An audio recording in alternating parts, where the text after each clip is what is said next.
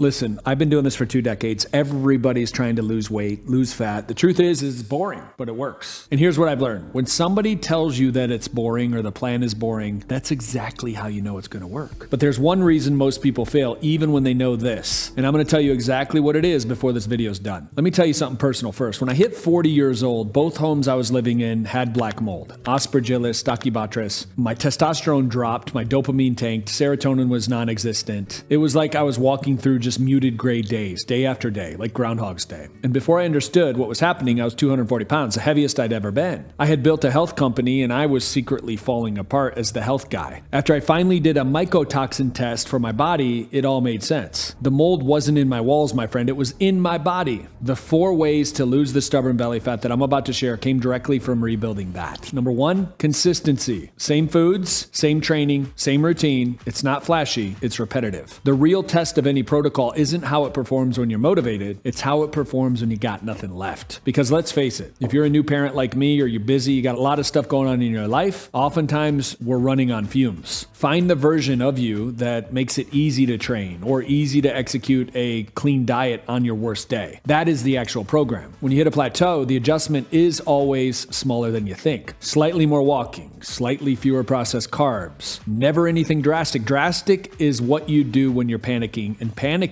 spikes cortisol. One of the most powerful drivers of visceral fat that your body has is stress. Cortisol spikes. It's just going to have you store the fat like a bacon sweater on a hot August night. Small, calm, consistent. That's the gear. And what I'm about to tell you in number 2 is the reason most people never get to experience this, because they keep doing something that silently kills the progress without ever knowing it. Number 2, stop program hopping. I see it all the time. For fat loss, you don't need constant change. You need a routine that works and discipline to stay in it. What most people call optimization is actually their nervous system looking for a way out of discomfort. You're not trying to shock your muscles. You're trying to preserve them while you're actually losing fat. That means high protein, consistent resistance training, and lifting heavy enough to signal to your body that muscles needed more. The goal never changes. Stop changing the plan and the program. Now, what actually brought me back from 240 pounds, it wasn't a new program. It wasn't a stack. It wasn't some miracle peptide. It was something even more simple. Walking 30 to 40 minutes a day on a treadmill. That was it. 3.5 speed, 9 incline. Every step became a form of meditation. It calmed my nervous system, started burning fat, and gave me just enough momentum to build the next thing on top of it. Number 3, learn from your setbacks instead of letting them restart the cycle. You'll mess it up. That's part of it. The difference is whether you get curious or whether you punish yourself. What caused the overeating? Was it poor sleep driving your ghrelin up? Was it chronic stress pushing your cortisol through the roof so you sought comfort food? Was it a trigger in the environment that you walked right into? Figure it out, because that same situation will come back over and over and over again until you heal it. And when it does, you want to plan, not a fresh round of shame. Shame has never burned a gram of fat, my friend. Number 4, be patient. And I mean radically patient. Fat loss is not linear. The body doesn't run on your schedule, especially with hormones, stress, or sleep are still being repaired underneath the surface. Here's the reframe that changed everything for me. Ready for it?